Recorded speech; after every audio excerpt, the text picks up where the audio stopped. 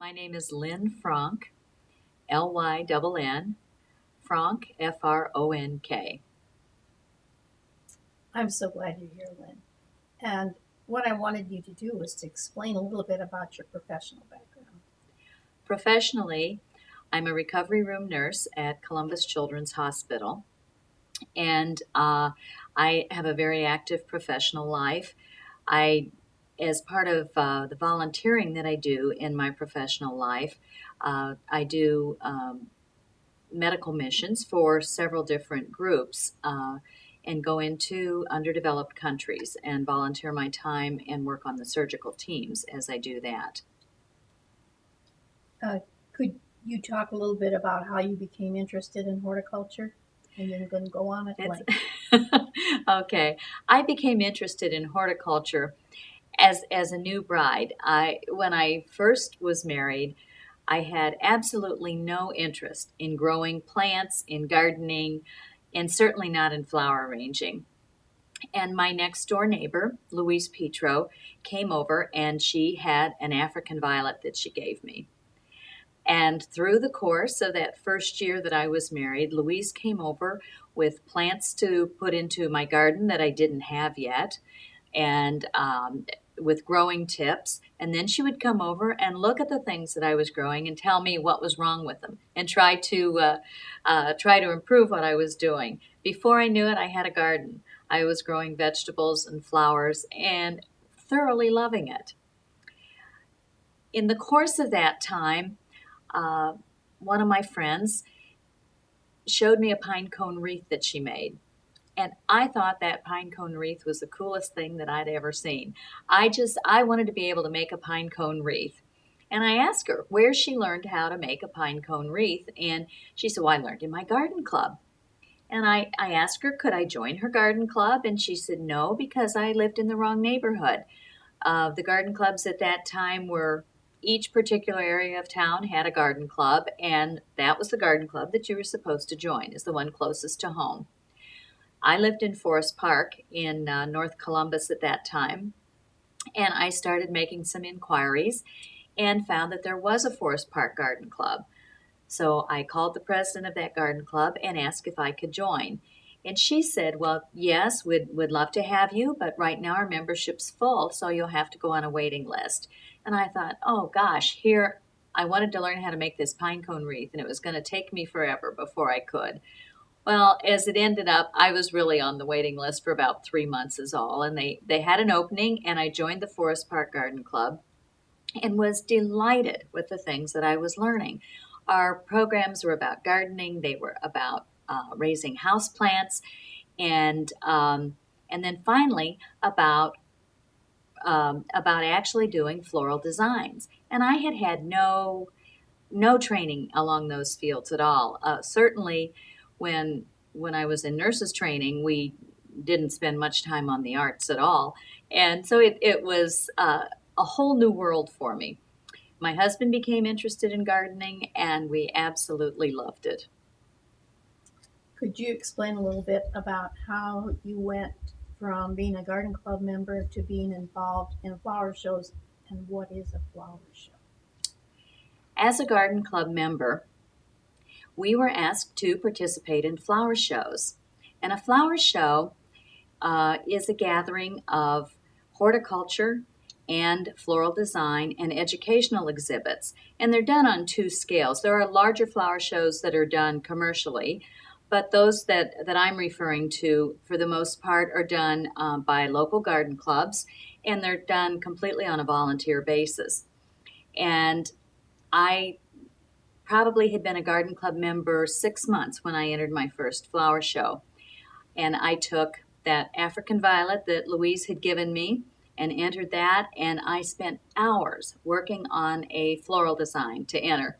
And I took it in, and when I got to the flower show, my design was probably about 10 inches tall. And I looked at the other designs in the flower show, and goodness, they were in front of backgrounds. They were 44 inches tall, and they had these huge swooping pieces of wood and flowers and plant material that I'd never even seen before.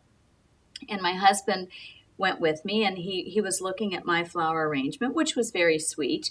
And he said, "Well, what you need to do, Lynn, is get some of that big wood, and then you can enter these flower shows too." Fortunately, my African violet did well, so I was encouraged and was just really excited. I wanted to learn how to make those big arrangements. So the garden clubs were offering flower arranging classes, and I signed up for those flower arranging classes every time I could go.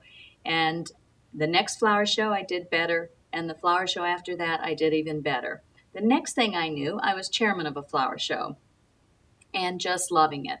I was writing the schedule for the show, which is actually a program telling you what is in the flower show, what kind of plants will be exhibited, and what kind of arrangements you look to see.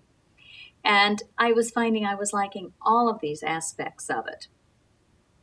Over the course of the years, a natural progression, because I was enjoying these flower shows and the flower show work I was doing so much, was for me to become a flower show judge. And I made the decision to go to flower show school and become a judge. Okay, can you explain what flower show school is? What does it Okay. entail?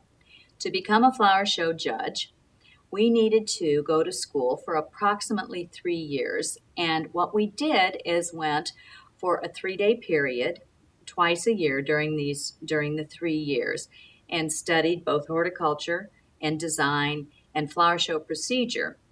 And flower show procedure is basically telling you how to hold a flower show, what the rules are, what the requirements are for a standard flower show. The We started out learning very basic things like how to garden and how to grow plants and what fertilizers were necessary, and how to make very traditional designs and do them in the size and the scale for flower show work, and progressed from basic and traditional design all the way up through abstract design, which I found that I really enjoyed doing abstract floral work. During the course of the years that I was in flower show school, we were asked as students to enter flower shows, and we had to enter and to compete and to actually win blue ribbons, so that we not only knew how to judge things, but how to actually make an exhibit that was worthy of a blue ribbon. And we needed to do that. We needed to judge as student judges.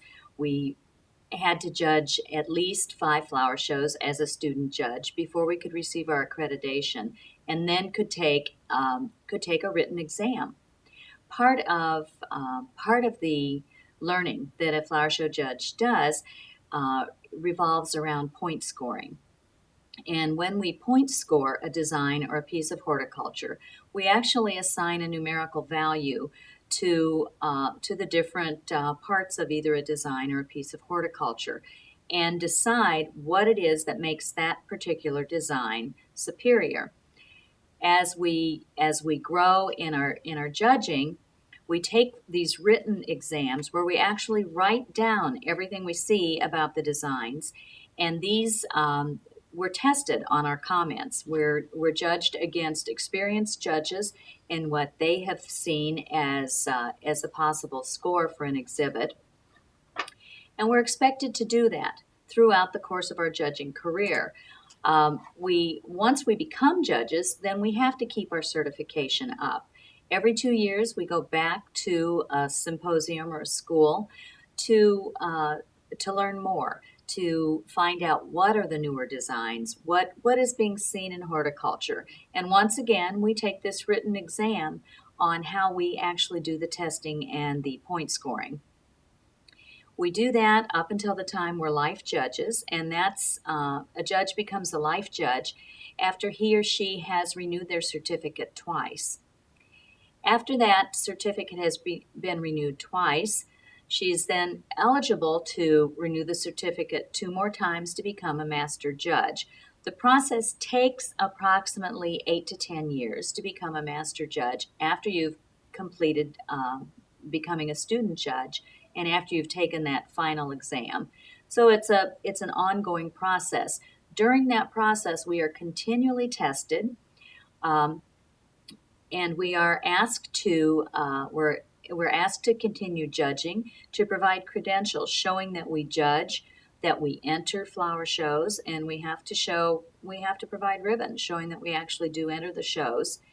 And it's part of the growing process. It's what keeps us sharp. It's what helps us to remain good judges, and what keeps us up at the top, and helps us to be fair and good and knowledgeable judges.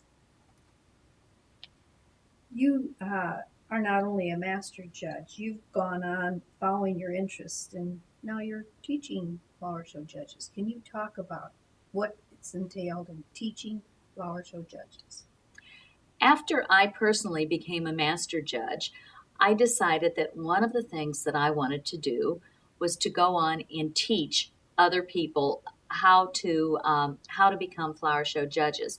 I found that I was enjoying it so much that I wanted to share with other people what I had learned in garden club, and to share some of the enthusiasm and some of the fun that I had exhibiting and showing and judging at shows. So I did decide to become an instructor. I submitted a set of outlines that had to be approved on a national level, and then was accepted as a national flower show schools instructor in design and flower show procedure. And are you paid for this? Are you paid for your teaching and for the judging you do? Um, I when I teach, I do receive a small stipend and to help cover my expenses and the things that the other expenses that I incur as I'm putting together things to take to a school. When I go to teach, I have to take designs with me. And so I have to keep a store of containers and backgrounds and um, line material, and do a lot of growing to continue to have materials to use. And so I do receive a small fee for that when I teach. Now, when I judge, that's completely on a volunteer basis.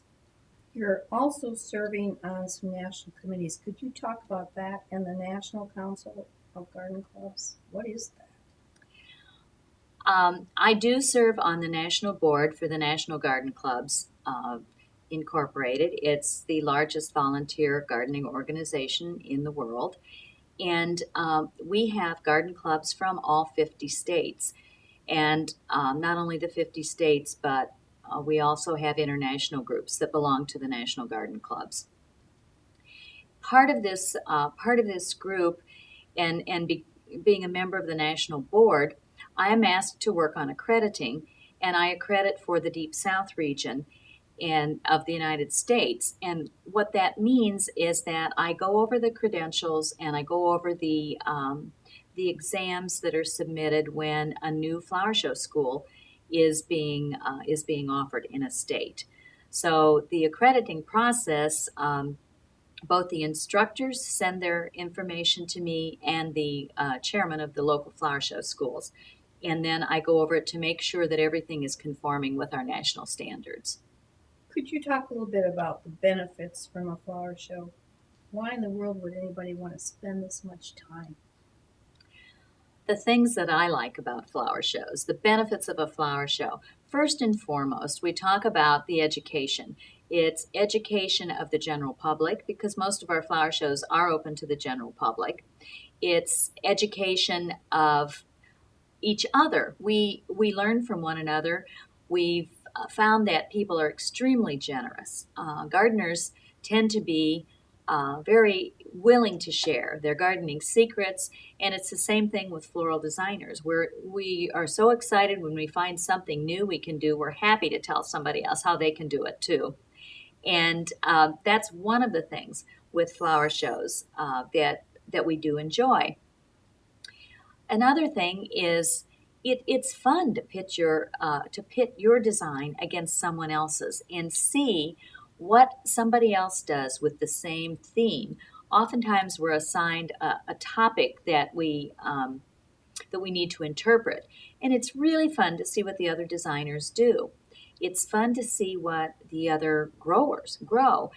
Some of my friends grow such wonderful ferns, and it's really a treat to see things that I personally don't grow, and to know that somebody else can do it and do such a good job. You've been in garden club for a number of years. Could you talk about how many and how what the impact has been on your family? Uh, I've been in garden club now for 32 years. I joined as a young bride. My children grew up in garden clubs. They were members of junior garden club, and all three of my children are gardeners.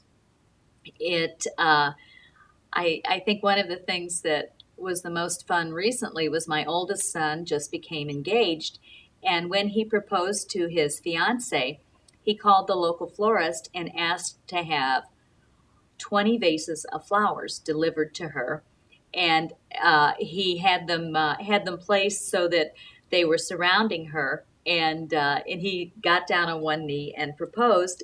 And he said to me later, he said, "Mom, I think it's all those years that I spent in junior garden club. I I wanted her to be surrounded by flowers."